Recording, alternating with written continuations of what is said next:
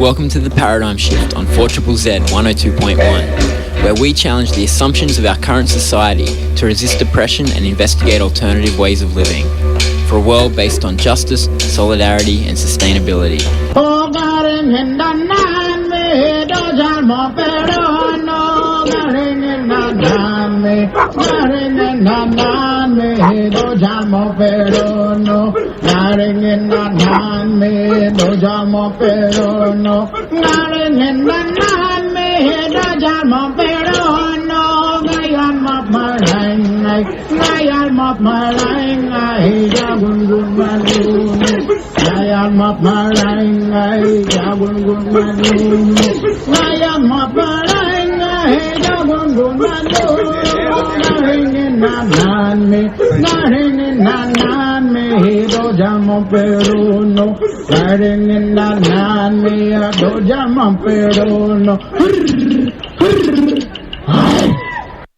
Welcome to the Paradigm Shift on 4ZZZ 102.1 FM.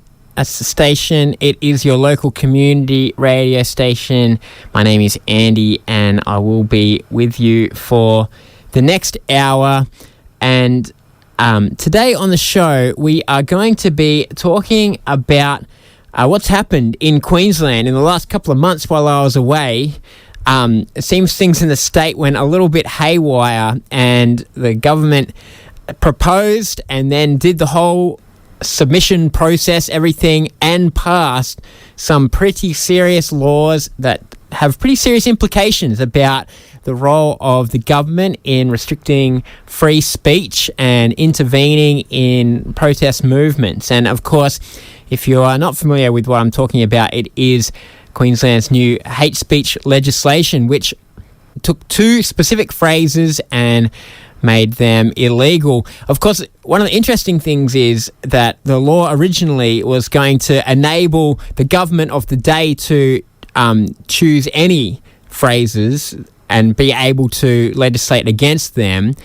But the Liberal Party changed that because, of course, they don't believe in freedom of speech or freedom to restrict speech. They didn't want to make a law that a different party would later be able to use to restrict speech. They believe in exclusive arbiters being able to restrict speech, which is the current Liberal government. And so they changed the law so it didn't allow governments to prescribe phrases.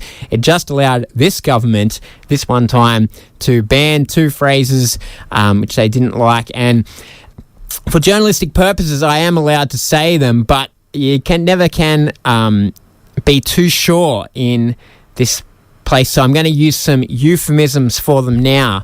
One of the phrases that regards the Palestinian people, and it says that from one body of water, which is on the east side of the land of Palestine, that's the Jordan River, to another body of water, which is on the west side, that's the Mediterranean Sea, that between those two places, Palestine and its people should have freedom. That's one of the phrases. The other one, it refers to an Arabic word that means uprising or shaking off, and there's been two historical of these uprisings. They're called intifada, and it says that the notion of intifada, the shaking off of oppression, should travel around the world. And that phrase is also banned. And we'll talk more about those phrases on the course of the show. Now, I am a believer in freedom of speech, which not that many people are, really. Most people believe in freedom of speech if they agree with it and restricting speech if they don't. So I think these laws are bad, but I think they're bad in lots of ways, and we'll hear from other people who think that they are too. We will be speaking today on the show to Michael Cope from the Queensland Council of Civil Liberties about the laws. We'll also speak to Robin Taubenfeld, who is from a group of Jewish activists called Doikite, and we'll hear from her about whether Jewish people do feel menaced or harassed or offended, as the law suggests, by these phrases. Robin doesn't think so. And then finally we'll speak to Liam Parry, who was the first person arrested under the laws the day they came into effect. He said them over a microphone at a rally and was arrested. He did have his first court appearance during the week. Now, this is going to be part one of this show, and next week I'll speak to a couple other people who have run afoul of this law already, and also we'll hear from somebody from Justice for Palestine next week.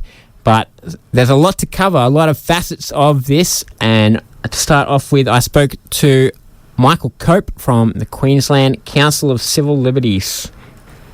So I'm Michael Cope. I'm the president of the Queensland Council for Civil Liberties. And the Queensland Council of Civil Liberties, there's been plenty to keep them busy over the years in this state. And most recently, I suppose, a question of civil liberties is around the hate speech legislation that has recently been passed by the Queensland government. Now, because you are the most legally credentialed person I'm interviewing on today's show, could you start off by briefly just telling us exactly what is covered in the legislation?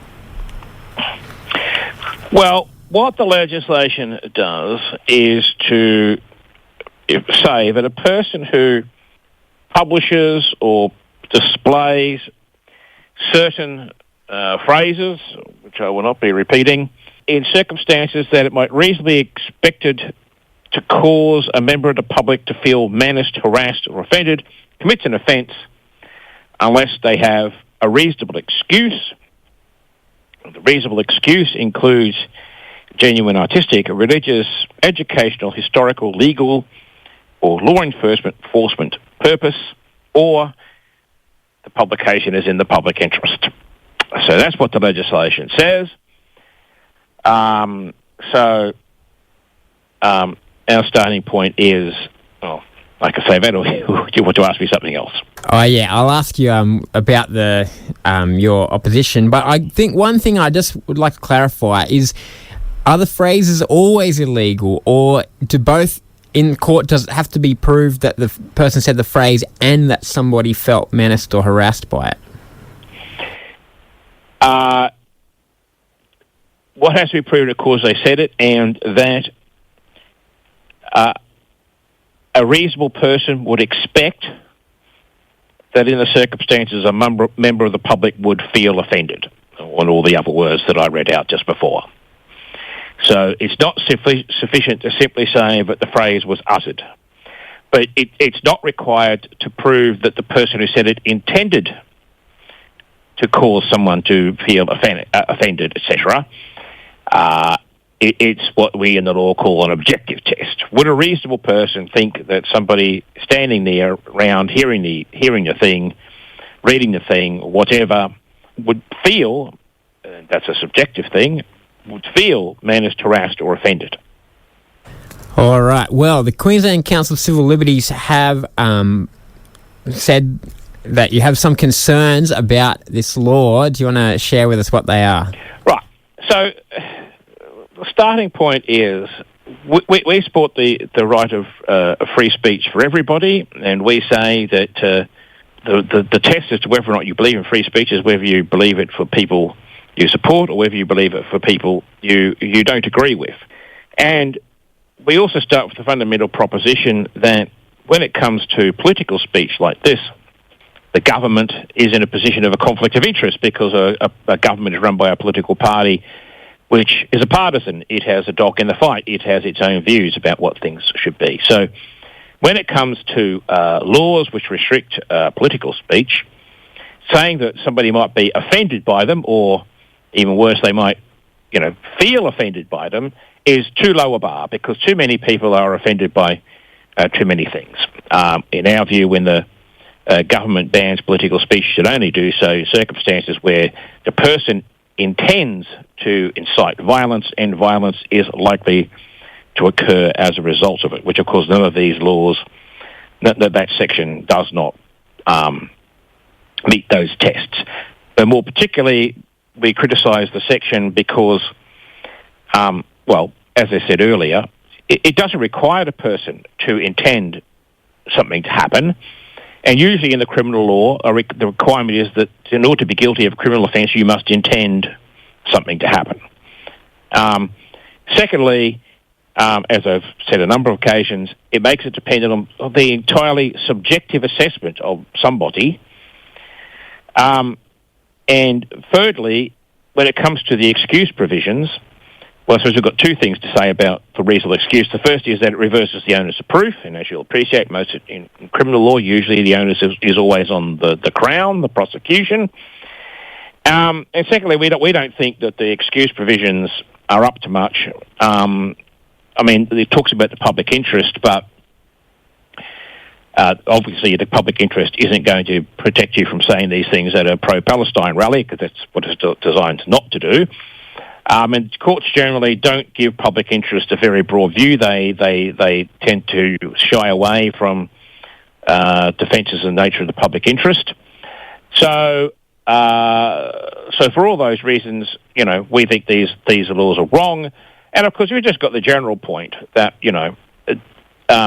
this has got to be one of the biggest public protest movements in this state, or it's got probably the biggest since the Vietnam protests or the anti-Joe protests of the late 70s, early 80s. And the notion that, someone next to a rally in King George Square is, who can not be there or can walk away,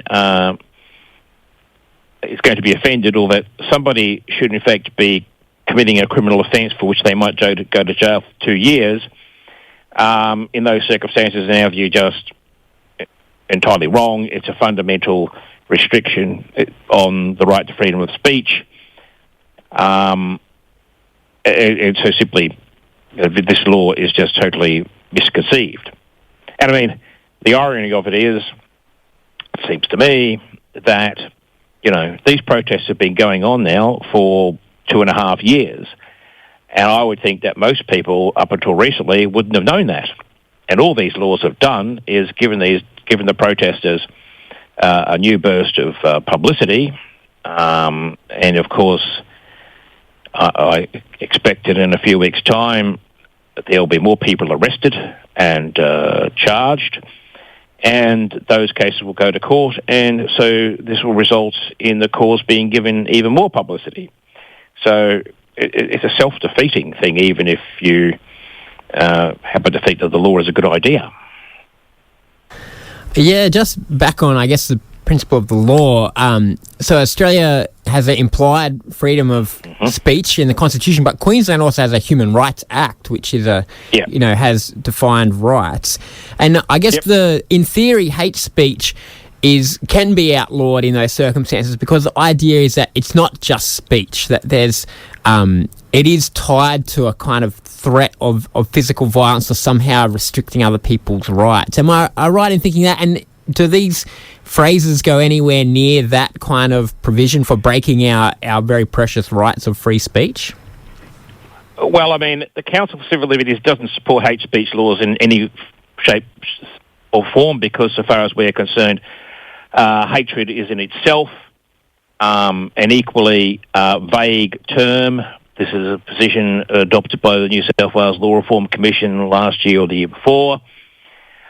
And we think that hate speech laws are a violation of the right to freedom of speech. Whether they are justifiable under the Human Rights Act, well, we may be about to find that out. I mean, as you know, of course, there are some places in Europe that have these laws, but, in America, of course, under the First Amendment, they don't get past the first base. So that's our position. Of course, the Human Rights Act, even if it's found that these laws do violate the Human Rights Act, the Human Rights Act, of course, doesn't strike down laws. It is not like the American Bill of Rights. The Parliament can simply leave the laws on the books. The more serious argument is the implied constitutional freedom of political communication. That if they are a breach of that, then they are unconstitutional.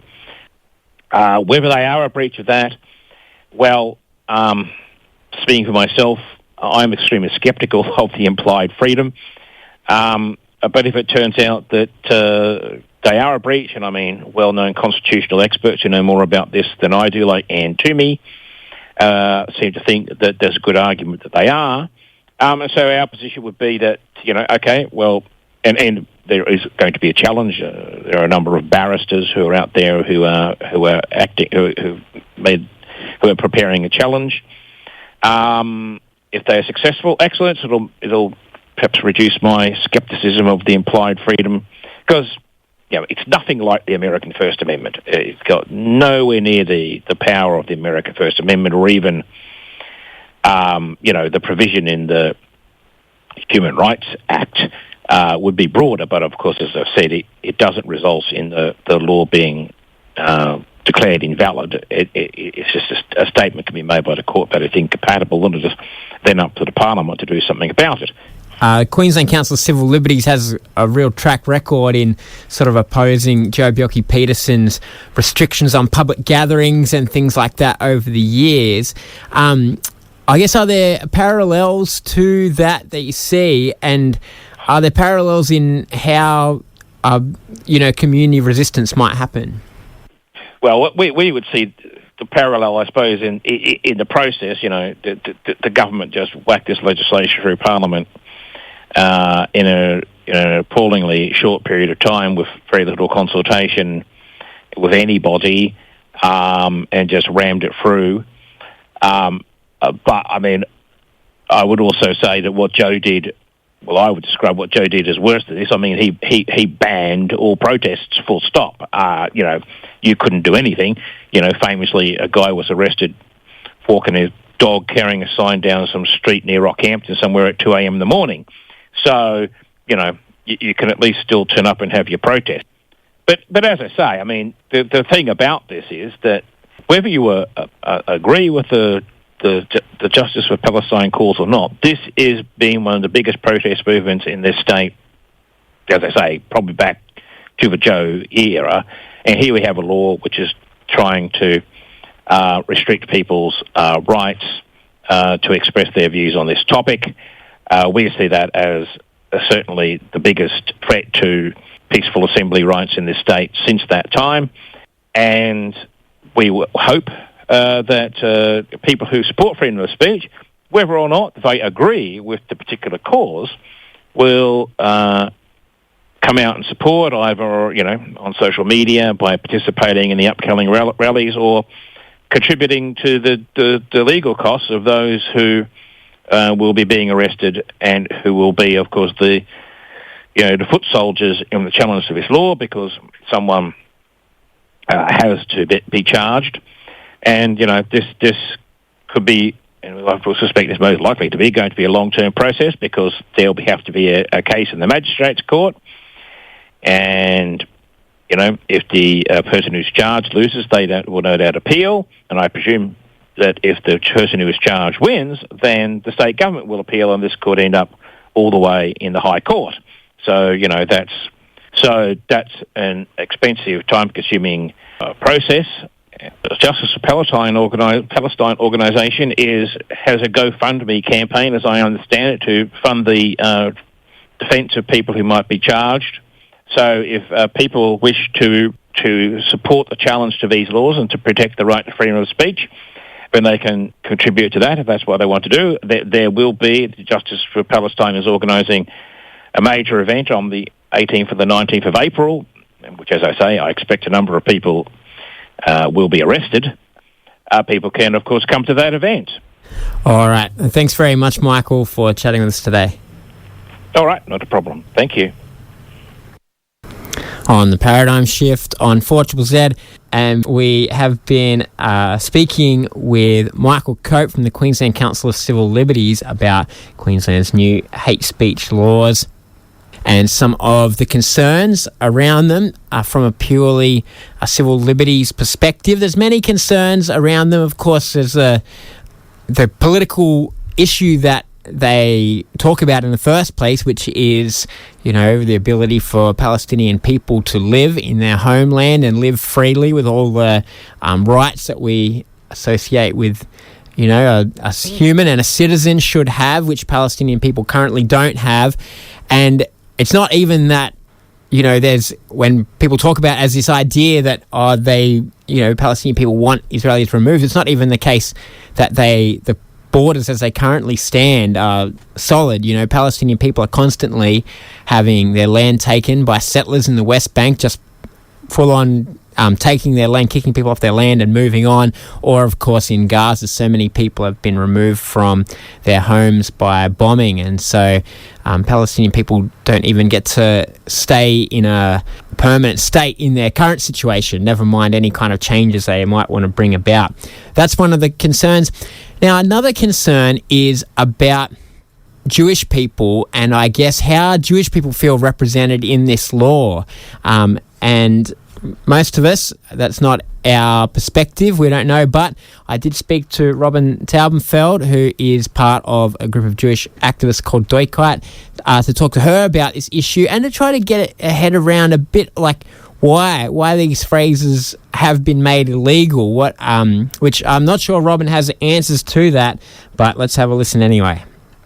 Hi, my name is Robin Taubenfeld. I am a migrant from the stolen lands of the Comanche, Kiowa, Oklahoma people of Texas, and I live in Maganjan, the stolen lands of the Turrbal and Yagra people, and I am a participant in a beautiful network called Doikite, which is a Yiddish word for here-ness, and also a supporter of the Jewish Council of Australia and the American group Jewish Voices for Peace. Today on the show, we're talking about the new hate speech laws, which in Queensland, in theory, are designed to protect people like yourself, Jewish people, from harassment and threats. But you are one of the many people who put in submissions against the laws, and so I'm interested in hearing your take. But first off, I am curious, because many people might be a bit confused about these specific phrases and what sort of relevance they have out beyond anything else that references, Israel or Palestine. Why these phrases have been chosen. I wonder if you could shine some light on that for us. Well, I really wish I could, Andy, but I would like to refer this to, the Zionist narrative rather than having to justify or rationalize it for them myself. Obviously, these phrases have been, especially very recently, used to show solidarity and support and allyship and calls for liberation from people whose land has been occupied, actually called occupied land, by the state of Israel, and occupied by force, which is illegal under international law, and the state which is now committing genocide. And so I think it is outrageous, and many of my comrades think it's outrageous that we're being forced to quibble, and in our name, words that are talking about geography, basically, are talking about shaking off oppression, are being singled out and used to distract us from the fact that Israel is committing a genocide right now. I guess in your experience, are these specific phrases, do they have any more offence than any other for, Jewish people, maybe outside of yourself? But is there something about these phrases in particular that means they have to be legislated against? Oh, well, I'd say certainly not. But obviously, there is a history of these phrases being used by Zionists, by Palestinians, by people calling for liberation, and various interpretations. And obviously, there are some Zionists. The Zionist narrative is that these some of these words may be threatening the threatening to the existence of Israel or something like that. And we also have to look at international law to say that states don't have an inherent right to exist. They're political bodies. And so as a Jewish person myself, I don't feel menaced, harassed, or offended, which I believe is part of this legislation, by people saying those words as calls and cries for deoccupation of Palestinian land. and for justice for Palestinian people. I did forget to mention my own history of being a descendant of Eastern European Jews who fled persecution, and my grandparents and my aunt speaking many languages, including Hebrew and Yiddish, and experiencing anti-Semitism themselves, and my mother always talking about having been thrown over the fence in Brooklyn when she was a child. And yet we were taught to also believe that not again, never again means never again for anybody, and it is extremely hurtful for us that our name is used to legitimize and perpetuate harm being caused to millions of other people in Palestine and in Lebanon and around the world who are suffering under the politicization of these words and the conflation of anything being, anti-Zionism as anti-Semitism. We are anti-Zionist Jews. I am a recent migrant to Australia compared to many others, but doing my research on the Bund, I am aware that Australia actually has an extremely long and proud history of being non-Zionist or anti-Zionist in its Jewish community, and Melbourne, according to the internet and to other sources, has the largest group of Bundist Jews still active in the world. So, Australia has a long history of, especially I'd say Jewish people, part of our education is about justice and about doing good. And so standing up for the oppressed and of saying, and many of us, our families didn't go to Israel. They didn't go to Israel. They didn't necessarily want to be in Israel. And we believe that, our work for liberation for ourselves and for all oppressed people is through the building of community and equality and justice for everybody, and we can do that where we are. Yes, well, part of that, I guess, will be resisting these laws. What do you think people need to do? Either Jewish people who don't want to see their religion and background used in this way, or anybody else who thinks these laws are wrong, what do we need to do about them?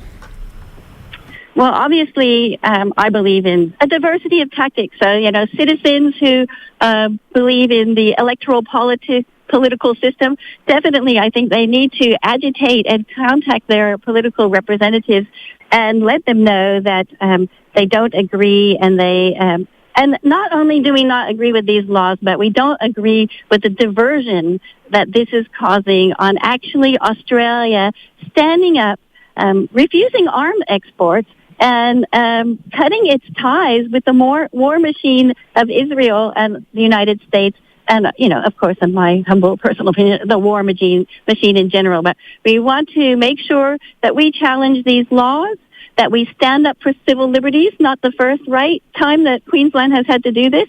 We stand up for our right to political expression, and we don't lose the fact that what we're really standing up for is to stop the genocide in Palestine, to demilitarize and denuclearize and decolonize our political system here and overseas.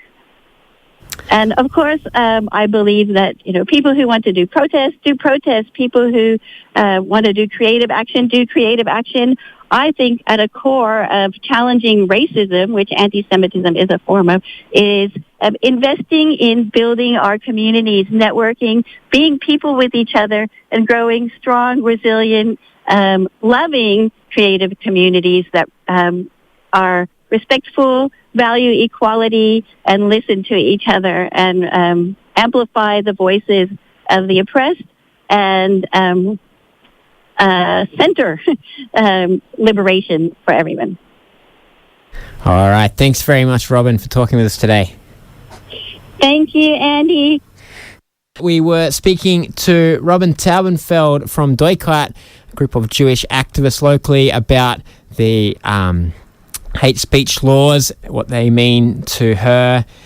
She, like many people for many reasons, thinks that the laws are overreach and something that needs to be challenged. Of course, there will be a legal challenge, but we also not all of us are lawyers, and that legal system, it's confusing, it's expensive, and ultimately it's controlled by people with power. Although it is a good fallback for us, when some of these institutions fail us. But there's lots of ways. If we want a world that's more just, more free, and more in solidarity with human beings, with each other, then we need to do it in all kinds of forms, from protest to the hard work of community building. And speaking of the courts, though, one person who has already found themselves in court for uttering the words that must not be said is Liam Parry. And I did speak with Liam this morning about how he ended up in that situation and what that looks like going forward. My name's Liam Parry. I've been an activist, for many years. I've been going to Palestine rallies since 2014. I'm involved in Students for Palestine, and I'm also in Socialist Alternative. And Liam, you have caused a bit of a stir in the last few weeks you were the first person arrested under the new Queensland hate speech laws, in inverted commas. And so I guess, first off, that was something that you decided needed to be doing. Why did you think that these laws need to be challenged? Well, I think pretty much anybody that's involved in the Palestine movement would think that they need to be challenged. I just think it's such an outrage. I mean, the government is literally banning us from slogans that call for peace and liberation for the people of Palestine, and I think that is a bridge too far for most people, really. As for the actual, the protests, actually, I wasn't certain that it would be illegal in the lead up to that protest because the laws didn't go into effect immediately. So I actually found out 20 minutes before the rally that now these laws were in effect, and that they had been kind of rushed through in a way, and signed into effect. So, on the day, it was like a rush actually to try to figure out what was going on even. And so we had to start the rally by saying, these laws are in effect, they're serious laws. Yeah. And then, as part of my speech, I was emceeing the rally that day. I mean, it just became so enraging, I think, even to just think about what was being banned. So I was talking about, what these slogans mean. It means people between the Jordan River and the Mediterranean Sea should be free and not subject to apartheid laws. They should be able to reunite their families. Refugees that were ethnically cleansed from these areas should return. These are all, I think, pretty obvious demands, but the government thinks it's illegal. It should be illegal from their perspective to even say that. So, I don't know. I mean, in the course of the day, I just found it so outrageous. And it's not like I was necessarily even expecting to get arrested because I didn't think that what I was doing was menacing or harassing anybody. But I also, didn't feel like I could just totally abide by the law, I guess. But basically a whole bunch of things happened really quickly on the day. That mixed with just the outrage of the fact that the government even thinks they can ban these slogans. On the day, I couldn't just be silent and respect that. I mean, there is the kind of more planned, defiance is happening next weekend, really. But it was more on the day, we kind of wanted to see what the cops would try to enforce, if that makes sense. So, the law actually says you're not allowed to use these slogans if they're used to menace and harass people. But so part of the idea was okay, well, my speech is not about menacing or harassing people. It's explaining about the liberation and that we want equal rights. And so I wasn't necessarily expecting to just get arrested on the spot, but then that did happen in the end. Yeah, well, it is one of the immense kind of ironies of the law is that this phrase, which is supposedly so loaded and means so much, what it calls for is some people to be free. That's the thing that's so offensive. Yeah. I mean, it's enraging, actually. And, like I said, I've been going to Palestine rallies for since 2014, so for like over 10 years, for almost my entire adult life, I've been chanting that slogan.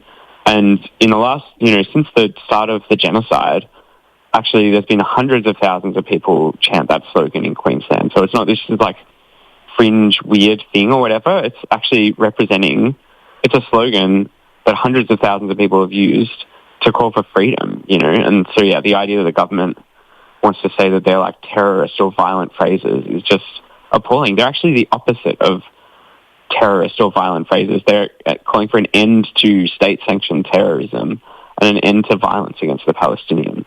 So, yeah, it's ironic. It's Orwellian, I think, is the other way you could just describe it, really, yeah. Well, the interesting thing about the two phrases, and I know you're a socialist and you guys love chanting, of course, and so you have some expertise in this. But the other phrase that's banned, which is to do with spreading around the world and intifada or shaking off, that phrase does not get chanted at rallies. That's the really interesting thing, is that law has been created somewhere by people that have never gone to the rallies to hear what people actually chant. Yeah, totally. Yeah, I think that they're both here and in New South Wales. I don't think anyone has ever used that slogan until the government tried to ban it.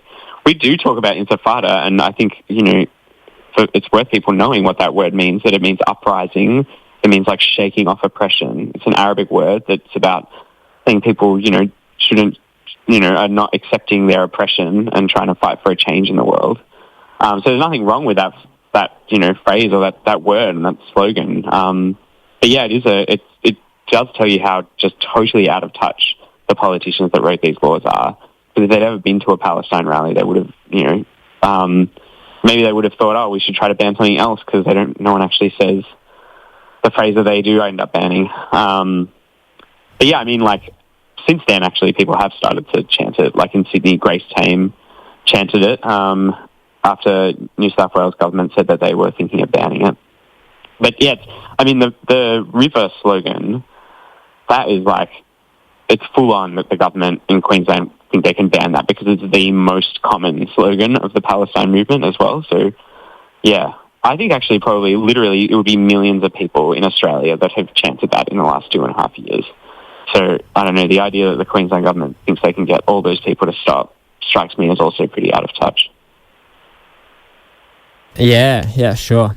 Well, you've had your first appearance at court this Wednesday, which I take it was just a mention, but many people have said that these laws need to be challenged, and I suppose you're now in a position to do that. What is the plan legally? Well, there is a plan for my criminal case, as in, like, we're contesting that in the Magistrates Court, and so my appearance yesterday was just to let the court know that this is a contested matter. I don't accept these charges. I'm not pleading guilty.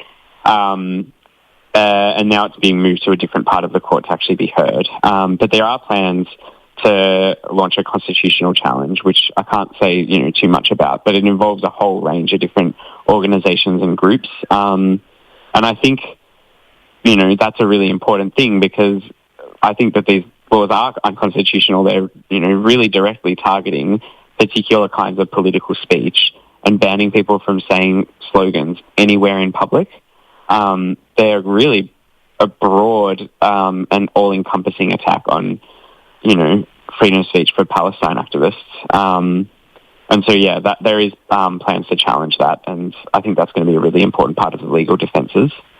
But also it's really important, I think, for us to, continue the Palestine protests and campaigns, because we don't just want to, only focus on the courts, but we want to also, also fight back in the streets, and have some mass public opposition to these laws and stuff. But yeah, basically, there are plans to constitutionally challenge it, and I think that's really, really important.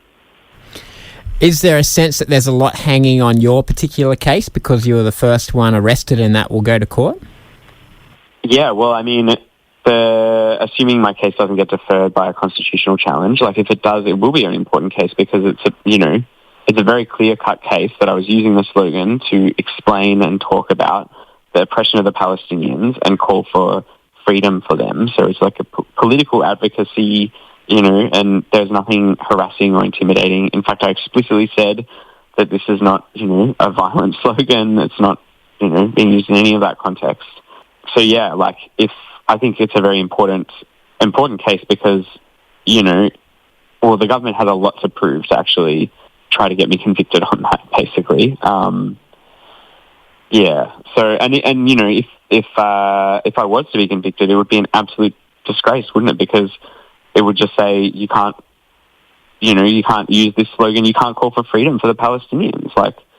And it would actually, in some ways, I think my case tells you what the laws are all about, really, that they're not really about protecting people or making anyone safer.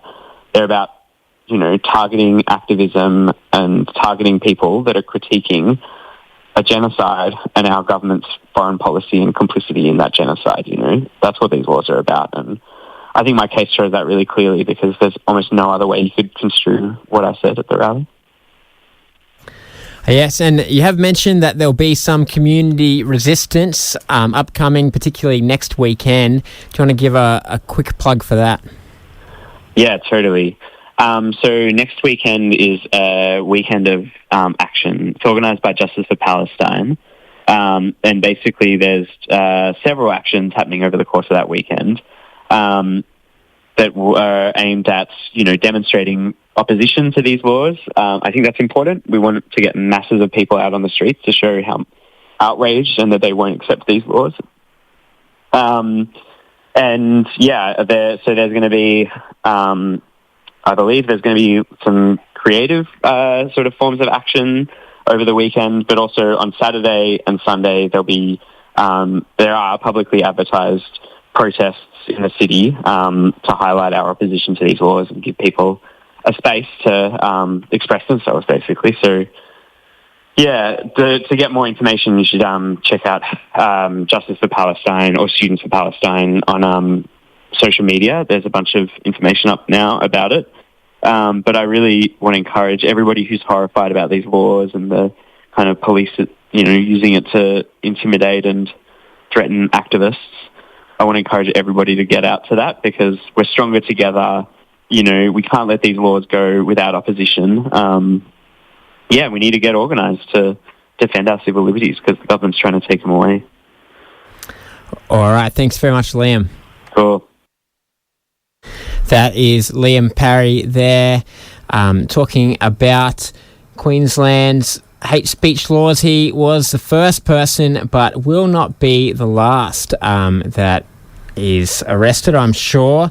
It was the case in previous free speech campaigns in Queensland against Joe Belkey-Peterson, banning street marches, and other times there was a campaign for free speech in the Queen Street Mall when it was first built, and a lot of people were arrested for that.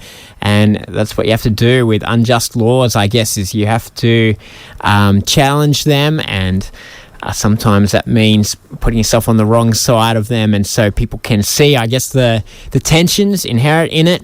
And so next week, actually on the Paradigm Shift, we will be speaking to two other people who have got in a bit of trouble already from this law, had their house raided or been arrested and charged with it.